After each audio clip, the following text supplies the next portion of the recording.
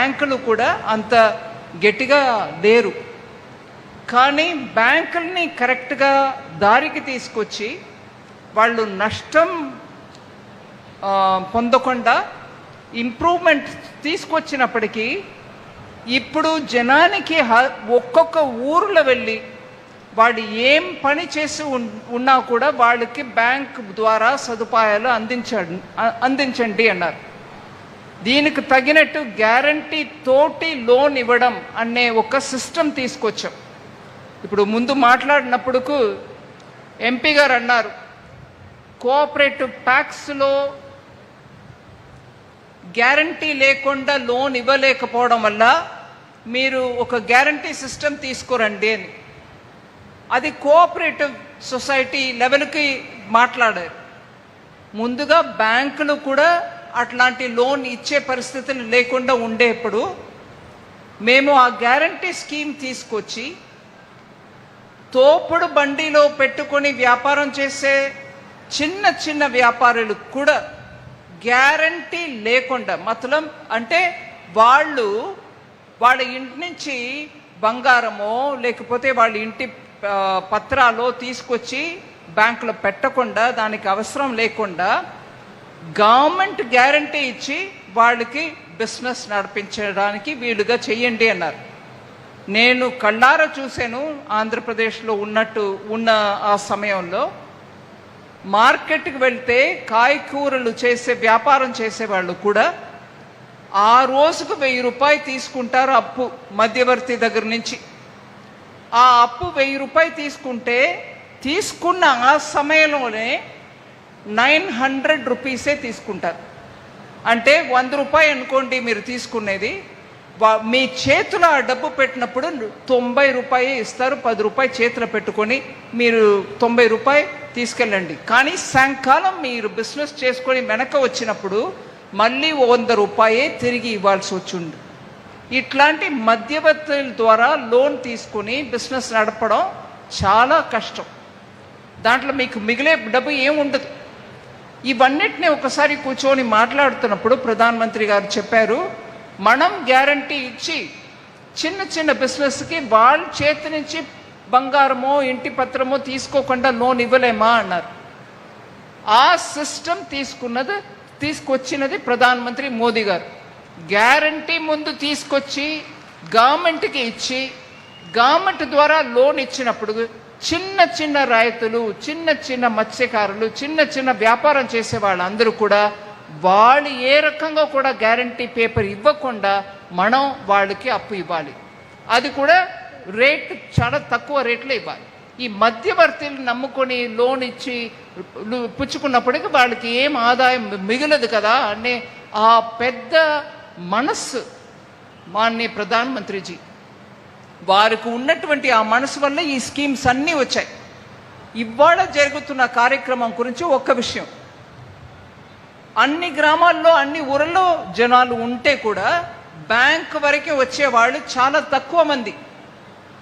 అందువల్ల mind set మార్పుల గురించి ఎంపీ గారు మాట్లాడారు. ఆ మైండ్ సెట్ మార్పుని తీసుకొచ్చేది మోదీ గారు ఒకసారి బ్యాంకులు అందరినీ పిలిపించి మాట్లాడారు. మీరు జనం మీ దగ్గర వస్తారు, మీ దగ్గర వచ్చి అడుగుతారనే ఆ ఆలోచనని వదిలేయండి.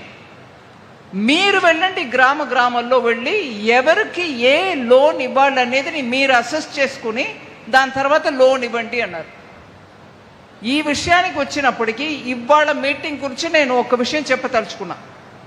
2 సంవత్సరాల నుంచి దగ్గర 2 సంవత్సరాల నుంచి మీ ఎంపీ గారు లావు కృష్ణ నన్ను అడుగుతూ ఉన్నారు, మీరు ప్లీజ్ నాకు ఒక ప్రోగ్రాం చేయండి.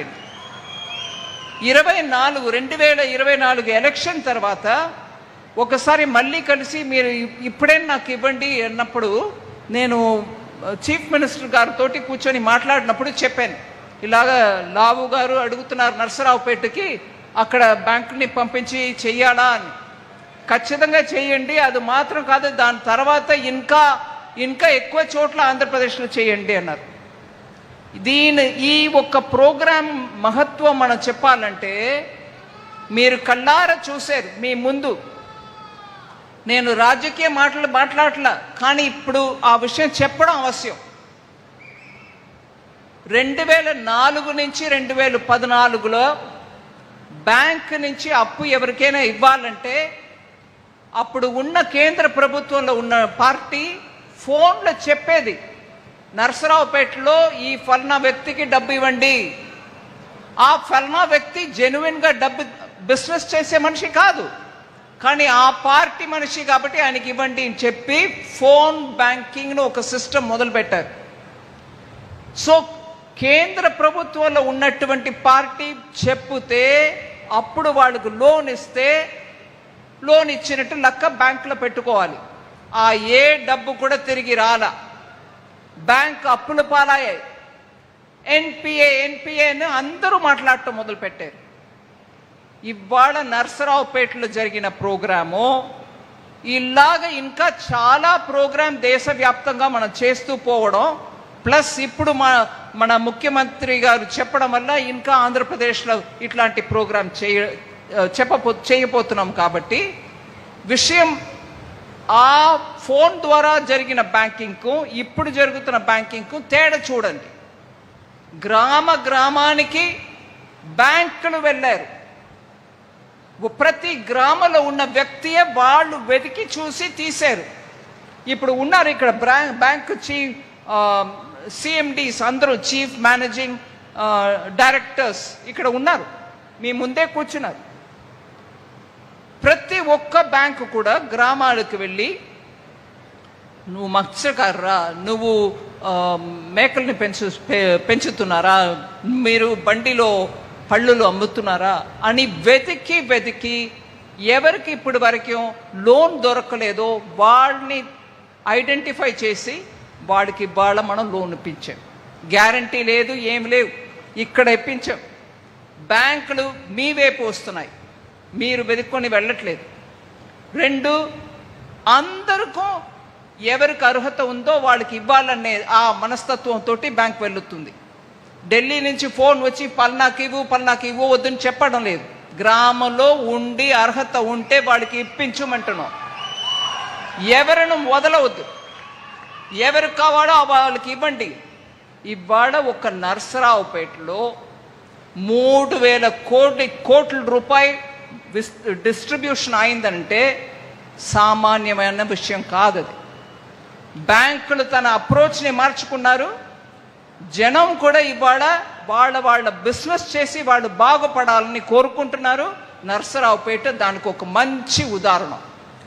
అందువల్ల ఇక్కడ వచ్చిన ప్రతి ఒక్కరికి, మీ అందరికీ నా తరపులో మోదీ గారికి నేను ధన్యవాదాలు చెప్తూ ఉండగా మీ అందరికీ కూడా ధన్యవాదాలు చెప్తున్నా.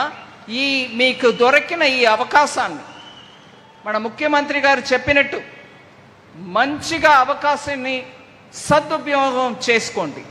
ఈ బిజినెస్ని వృద్ధి చేసుకోవడానికి, ముందు తీసుకెళ్ళడానికి మీరు ఎంత ప్రయత్నం చేయాలో చేసి, ఇంకా బ్యాంక్ మీకు అండదండగా ఉంటాయనే మాట నేను చెప్పి, మన భారతదేశం 2047 సంవత్సరం వచ్చినప్పటికీ మంచి డెవలప్డ్ దేశంగా ఉండాలి అనే వికసిత్ భారత్ అనే ప్రధానమంత్రి మోదీ గారు ఒక మన ముందు ఆదర్శం పెట్టారు. ఆ ఆదర్శాన్ని మనం అందుకోవాలంటే మన అందరికీ బ్యాంక్ సదుపాయం చెయ్యాలి, అండదండగా ఉండాలి అనేది మన అందరం అర్థం చేసుకుని బ్యాంకుల్ని కూడా మన సదుపయోగం చేసుకోవాలి. ఇంకా ఎక్కువ మీ సమయం తీసుకోకుండా ఇవాళ మా అందరికీ ఈ ఆపర్చునిటీ ఇచ్చి బ్యాంకులు మీ సేవ కొరకు మీ వద్ద వచ్చారు. వాళ్ళని అందరినీ కూడా మీరు సదుపయోగం చేసుకుని మీ కుటుంబాలతోటి ఈ భారతదేశాన్ని మంచి దేశంగా ఇంకా ముందు తీసుకెళ్ళడానికి మీరందరూ సదుపాయం చేయాలి, సహకారం అందించాలని కోరుకుంటూ, భారత్ మాతాకి. పల్నాడు అంటే నేను భయపడుతాను అనుకున్నా, పల్నాడు అంటే బలం ఉంటుంది అని అనుకున్నా, పల్నాడు అంటే ఢిల్లీ వరకు నిలబడాలని అనుకున్నా. భారత్ మాతాకి. పల్నాడు బలం చూపించండి. భారత్ మాతాకి. Thank you.